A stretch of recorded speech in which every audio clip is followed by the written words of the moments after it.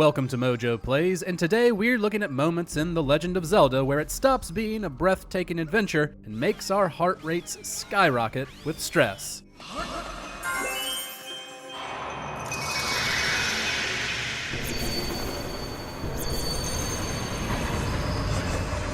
But before we dive in, we publish new content all week long, so be sure to subscribe and ring the bell to get notified about our latest videos. Extending the Health Bar, The Legend of Zelda, Tears of the Kingdom. And the birth of his new world. There's a certain tension in the air as you head towards the climax in Tears of the Kingdom, something that tells you that this confrontation with Ganondorf will be special. And it is an incredible fight. But there's one moment, small but impactful, that almost makes you feel like you aren't prepared for what's coming, even if you probably are. As the second phase begins, Ganondorf transforms and naturally refills his health bar. But as it reaches the end, the bar itself extends all the way to the other side of the screen, essentially doubling in size.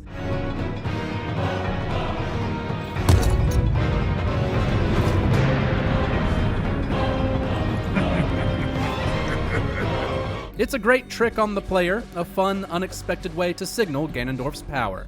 You'll be taking far more than you're on this time. Moldorm, The Legend of Zelda, A Link to the Past.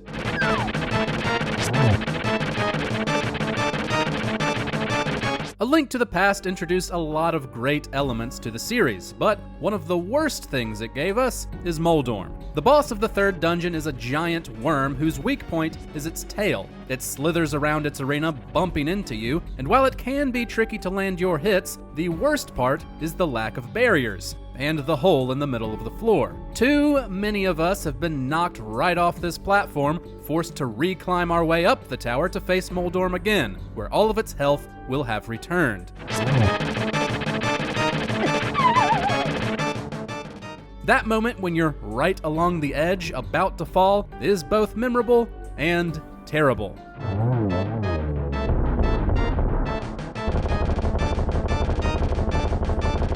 Level 9, The Legend of Zelda.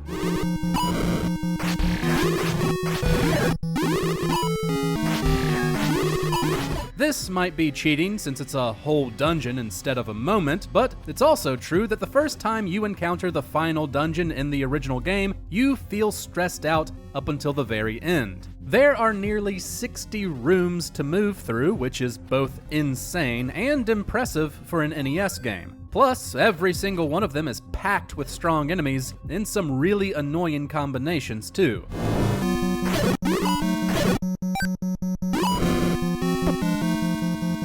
Level 9 is a true test of skill specifically designed to overwhelm you, and while plenty of die-hard fans have mastered it multiple times, there's nothing like trying to overcome it for your first time.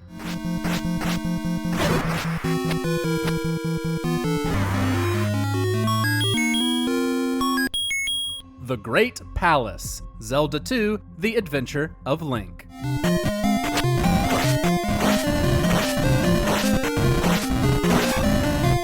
In a similar vein to the original game's Level 9, you have the Great Palace of Zelda 2, and since it's probably the hardest dungeon in the entire series, it most certainly deserves to be here. Extremely tough enemies, a confusing design that causes a lot of backtracking, and 2 bosses for the price of 1.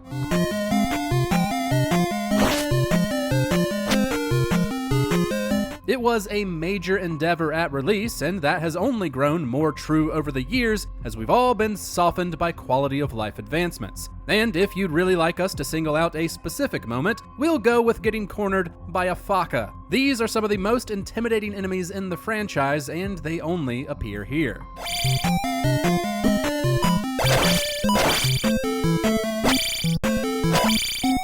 Hyrule Castle Descent, The Legend of Zelda, Ocarina of Time.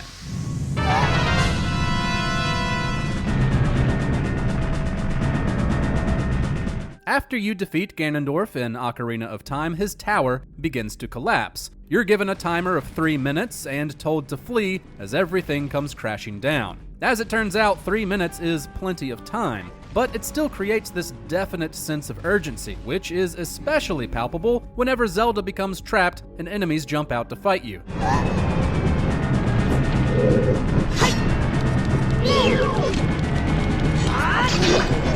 Nintendo even put a Redead on a bridge close to the exit to really make you sweat. This was a standout stressful moment for anyone who played this as a kid, as anything with a timer will naturally make failure a much more real threat.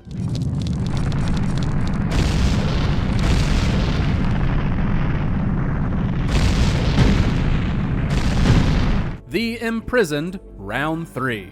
The Legend of Zelda, Skyward Sword.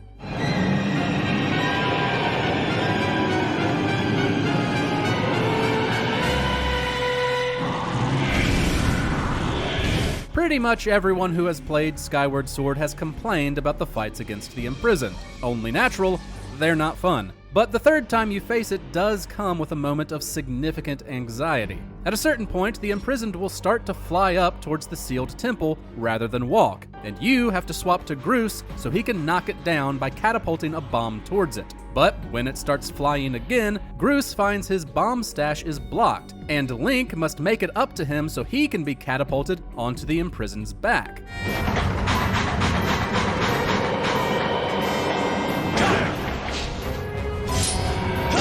If you don't do it fast enough, that's game over. As the boss continues to rise and you struggle with making it to Groose in time, you'll definitely feel the pressure.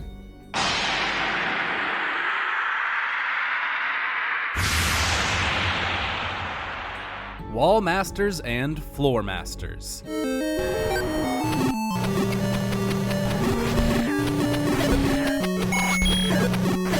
Some of the most commonly occurring enemies, and therefore sources of stress, in the series are the Wall Masters and Floor Masters. Their appearance may change slightly between games, but they're always big, disembodied hands that'll grab hold of Link and teleport him back to the beginning of a section, or the entire dungeon.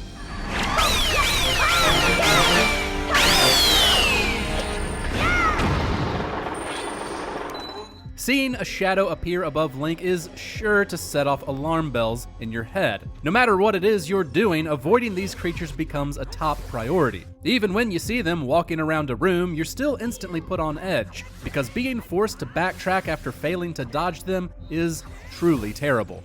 Dead Hand, The Legend of Zelda, Ocarina of Time.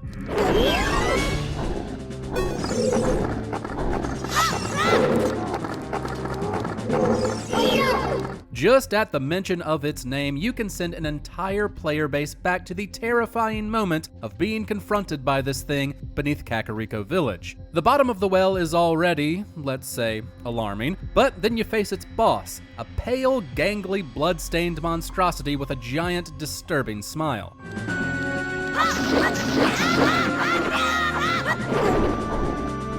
Even though it's horror-themed, the mini-dungeon does nothing to prepare you for something like this. Its multitude of arms latch on to Link, keeping him immobile as the dead hand slowly drifts towards him to take a bite out of him. The stress we felt during this moment left a huge impression, a major one in a game full of them.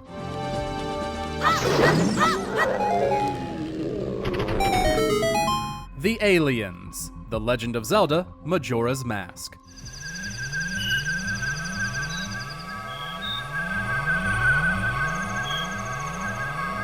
On the first night of Majora's Mask, Link can attempt to save Romani Ranch from a group of what appear to be aliens. While you can slow their movement using the inverted Song of Time, that doesn't completely take away the tension. On replays, this moment isn't too bad, but when you do it for the first time, it's one of the most stressful moments in the game.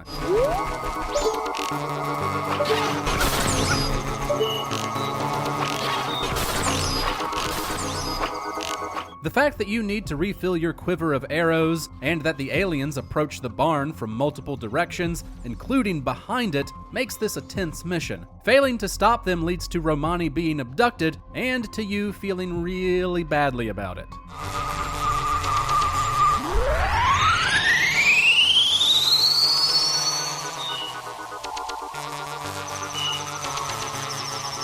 Chased by Xant's Hands. The Legend of Zelda, Twilight Princess.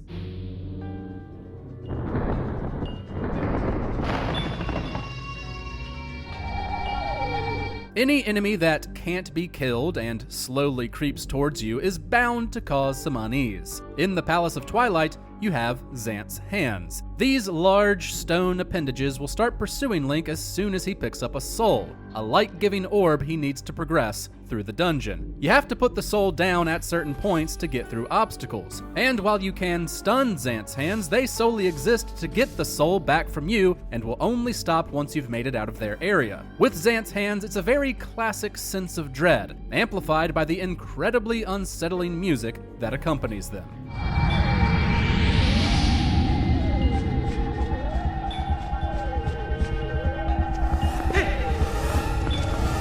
Being spotted by a Redead.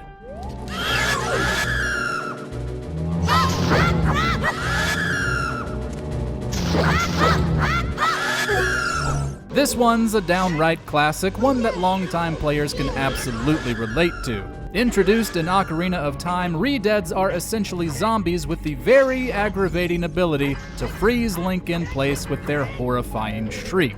For a few moments, there's nothing you can do but watch as they slowly lumber towards you. And should they reach you before Link snaps out of it, they'll grab hold and start chomping on his head.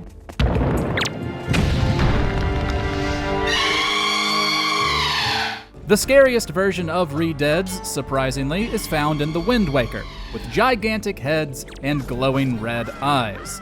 But no matter what game you're playing, not being able to move or react as the risk of damage creeps your way is bound to stress you out.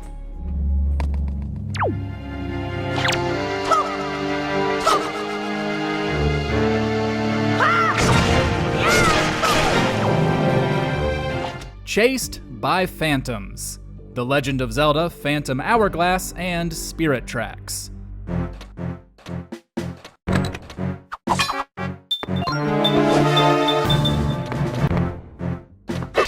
There are many reasons most of us don't enjoy the Temple of the Ocean King from Phantom Hourglass. The Phantoms play a big part in that. These enemies are immune to most types of damage and can knock Link out in a single hit, making you start a room over.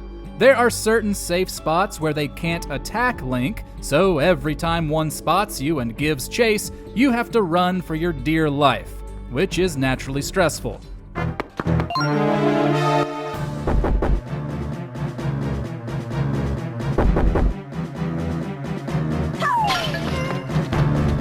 Worse, if they hit you, they steal some of your precious time from the hourglass, which is keeping you alive while you're inside. Thankfully, there is no hourglass mechanic in Spirit Tracks. Still, getting chased by a phantom with no way to defend yourself is harrowing.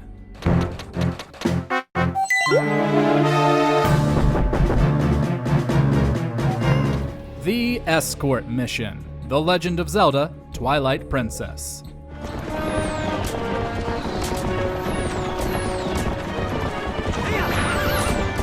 After Link reconnects with a temporarily amnesiac Ilia and meets Resistance leader Telma, he volunteers to escort them and a sick Zora prince to Kakariko Village. Now, escort missions have come a long way in video games, but this is one of the worst parts of Twilight Princess due to how aggravating it can be. Because, of course, it isn't a simple ride through Hyrule Field.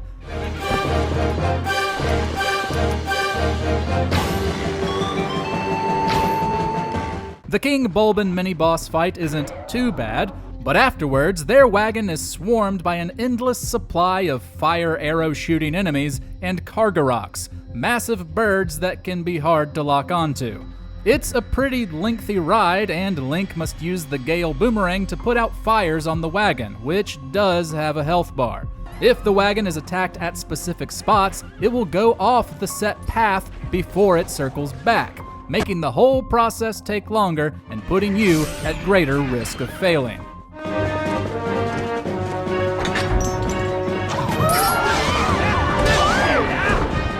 Running out of time. The Legend of Zelda, Majora's Mask.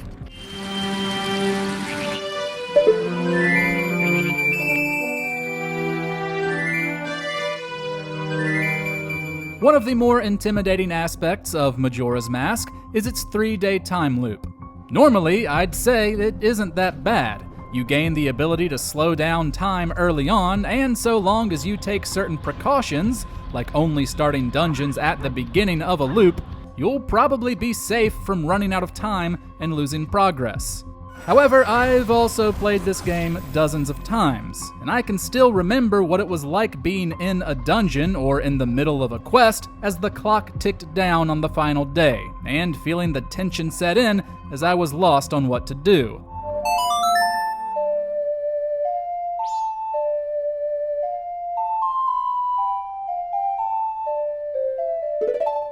While restarting the loop means you keep certain marks of progression, like items, you have to re-navigate certain areas if you don't complete your task. It's better than the alternative though.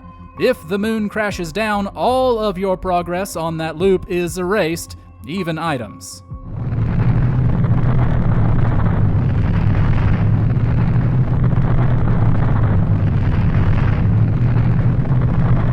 Your first Guardian Stalker, The Legend of Zelda: Breath of the Wild.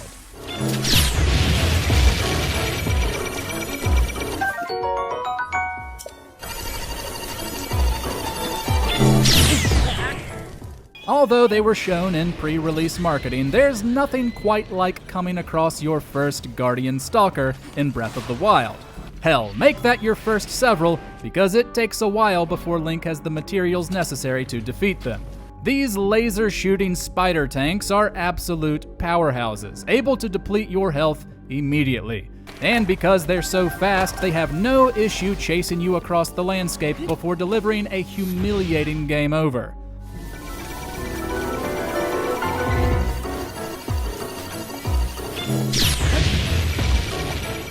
Naturally, they're accompanied by some of the most stressful music in the series as well, and God forbid you come across a pair of them early on. You may as well just warp to safety then and there.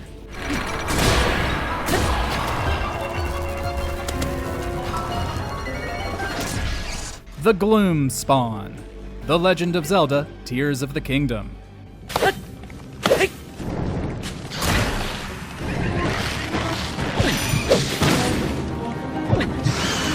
While the Guardian Stalkers were shown in the trailers, these groups of nightmarish hands in Tears of the Kingdom were not.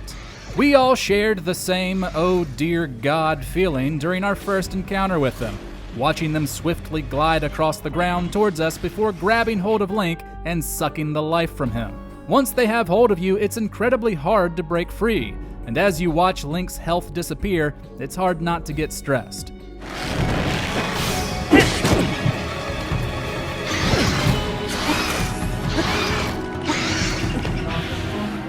Just like the Guardians, once we knew how to deal with the Gloom Spawn, they weren't so bad.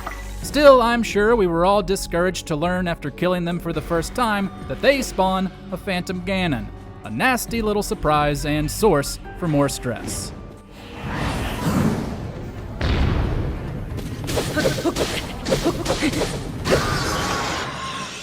Sakon's Hideout, The Legend of Zelda: Majora's Mask.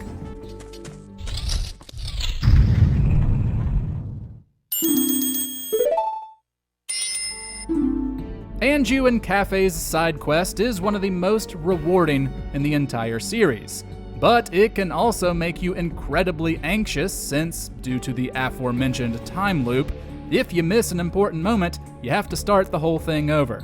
This reaches peak tension during one of its final moments, when Link must help Cafe navigate the hideout of the thief Sakon.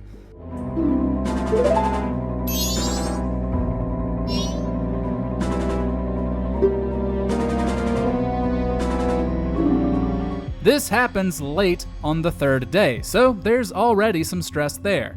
Cafe's mask is placed on a conveyor belt leading to a hole, and the duo works through different rooms to reach the end before it falls. Where Link faces enemies, Cafe pushes blocks onto switches to open doors. However, yellow switches slow down the conveyor belt, and red ones speed it up. Obviously, this place is built to stress you out, and failing means Cafe is trapped and the quest line is doomed.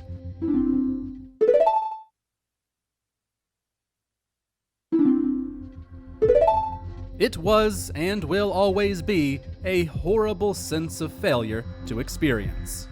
The Trial of the Sword. The Legend of Zelda: Breath of the Wild.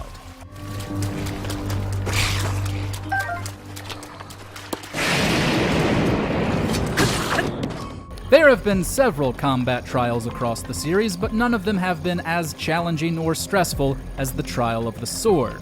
Added in Breath of the Wild's DLC, it tasks you with making it through 3 groups of combat encounters, each ranging in difficulty and number of rooms. The only thing is, Link only has access to his Sheikah slate and however many hearts you've gained. No champion abilities, no armor, no food, and no weapons, though you will collect things as you go.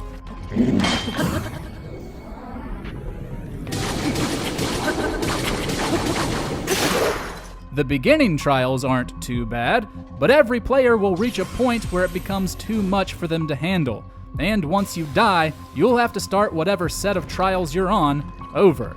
The threat of imminent defeat as your collected supplies run out is agonizing to say the least.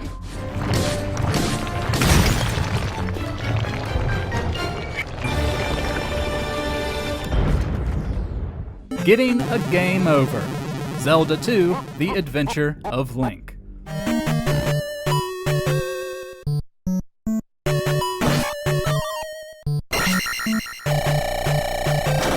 No one ever wants to get a game over in any game, and as that threat looms closer, it's bound to cause you a bit of stress. However, in Zelda 2, losing your health and all of your lives is utterly demoralizing. Doing so restarts Link at the North Castle. Depending on where you were, this can make backtracking across a famously hard game even more of a chore.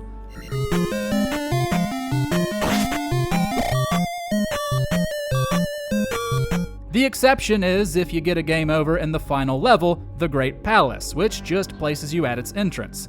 However, the bigger issue is that it also resets your experience bar to 0, forcing you to refill it. So, being surrounded by enemies on your last life obviously causes some emotional strain. It's even worse in the Japanese version, which lowers 2 of Link's 3 stats to the level of his lowest one. Ugh.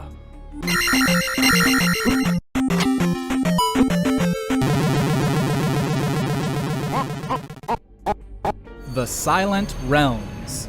The Legend of Zelda: Skyward Sword.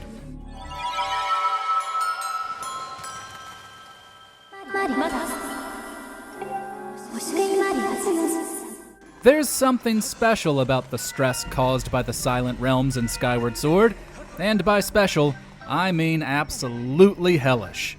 There are 4 of these in the game, each of which takes away all of Link's items. He must collect 15 sacred tears scattered around each area before he's allowed to leave. But if he's spotted by a watcher's lantern, dips even a toe into waking water, or runs out of time between collecting another tear, the realm's guardians awake.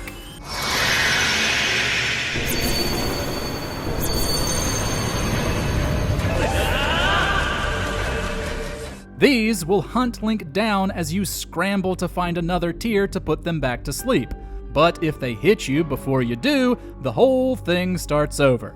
Everyone who has played Skyward Sword has been scarred by the Silent Realms. They more than serve their purpose, though. There's nothing more anxiety-inducing than being chased by these behemoths as you desperately search for salvation.